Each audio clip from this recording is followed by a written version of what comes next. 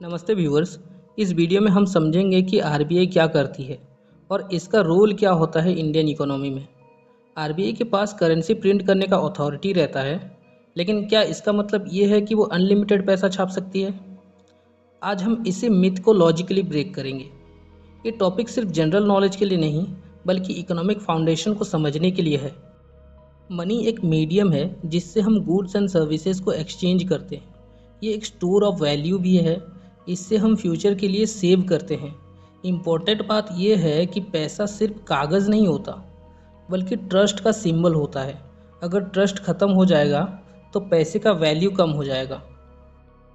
हालांकि currency print करने का कंट्रोल इंडिया में आरबीआई के पास होता है, लेकिन पॉलिसीज़ गवर्नमेंट डिसाइड करती है कितना पैसा सिस्टम में होना चाहिए। ये एक कंट्रोल्ड प्रोसेस होता है जो कि डिमांड और इकोनॉमिक कंडीशंस पे डिपेंड करता है। टेक्निकली आरबीआई अनलिमिटेड पैसा प्रिंट कर सकती है, लेकिन प्रैक्टिकली ये पॉसिबल नहीं है, क्योंकि इकोनॉमी के कुछ रूल्स होते हैं। अगर आरबीआई ऐसा कुछ करती है तो इन्फ्लेशन अनकंट्रोल्ड हो जाएगा, इसलिए प्रिंटिंग ऑलवेज कंट्रोल्ड होती है। अभी थोड़ा इन्फ्लेशन का कॉन्सेप्ट समझ लेते हैं। इन्फ्लेशन का मतलब होता है प्राइसेस का बढ़ना।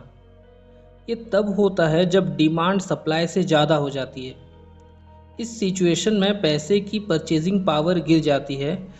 ये हर इकोनॉमी में होता है, लेकिन कंट्रोल में रहना ज़रूरी है। जब मार्केट में पैसा ज़्यादा होता है, लोग ज़्यादा खरीदना पसंद करते हैं, लेकिन अगर सप्लाई उतनी ही रहे तो प्राइसेस ऑटोमेटिकली बढ़ने लगती हैं। ये मनी सप्लाई और इन्फ्लेशन का डायरेक्ट रिलेशन है। इसी वजह से अनलिमिटेड प्रिंटिंग डेंजरस होती है। इसमें जिम्बाब्वे एक क्लासिक एग्जाम्पल है, जहां गवर्नमेंट ने एक्सेसिव मनी प्रिंट किया। रिजल्ट इतना एक्सट्रीम था कि बेसिक चीज़ें खरीदने के लिए भी लोगों के पास पैसे नहीं थे, क्योंकि बेसिक नीड्स को खरीदने के लिए भी लोगों को मिलियंस खर्च करने पड़ते थे। करेंसी की वैल्यू ऑलमोस्ट ज़ीरो हो गई। ये हाइपर इन्फ्लेशन का रियल एग्जाम्पल है। अगर हम दूसरा एक एग्जाम्पल देखें तो वेनेजुएला ने भी सिमिलर कुछ मिस्टेक्स किया था। वहाँ इन्फ्लेशन इतना बढ़ गया कि लोग बेसिक नेसेसिटीज़ को भी अफोर्ड नहीं कर पा रहे थे। इकोनॉमी अनस्टेबल हो गई और लोग सफ़र करने लगे। ये एग्जाम्पल्स क्लियरली शो करता है कि अनकंट्रोल्ड प्रिंटिंग कितना डेंजरस हो सकता है। अब थोड़ा समझ लो परचेजिंग पावर का कंसेप्ट क्या होता है। परचेजिंग पावर का मतलब होता है आपके पास जो पैसा है वो कितना चीज़ें खरीद सकता है।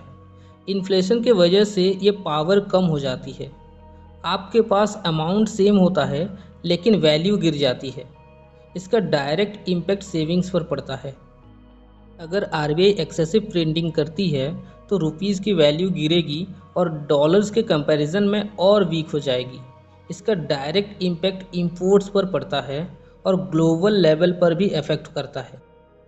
इंडिया ऑयल इंपोर्ट करता है जो डॉलर में पे होता है। अगर रुपी वीक हुआ तो फ्यूल महंगा हो जाएगा।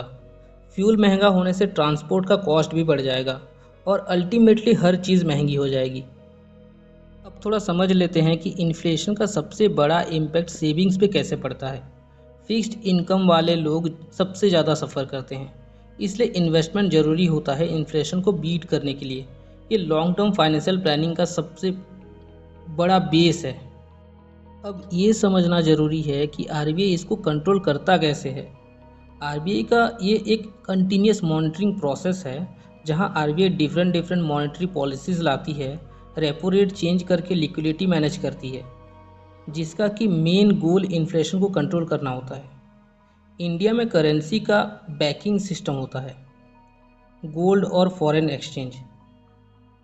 गोल्ड और foreign exchange reserves trust create करते हैं।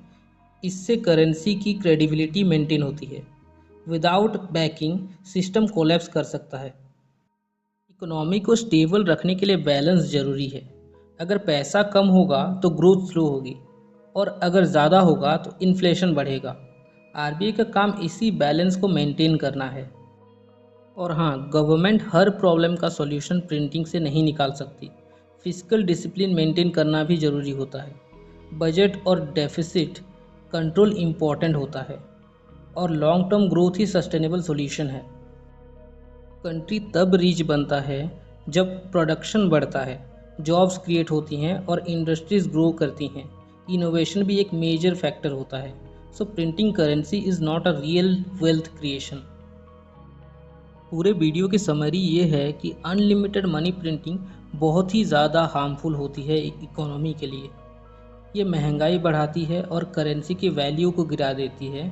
इससे इकोनॉमी में अनस्टेबिलिटी आती है। इसलिए आरबीआई कंट्रोल्ड अप्रोच फॉलो करती है। एट द एंड ये जान लो कि कंट्रोल्ड मनी सप्लाई ही इकोनॉमी का बेस है। इसलिए सिस्टम डिज़ाइंड है स्टेबिलिटी के लिए, ना कि अनलिमिटेड मनी के लिए। अगर वीडियो अच्छा लगे तो लाइक शेयर एंड सब्सक्राइब जरूर करना। Thank you.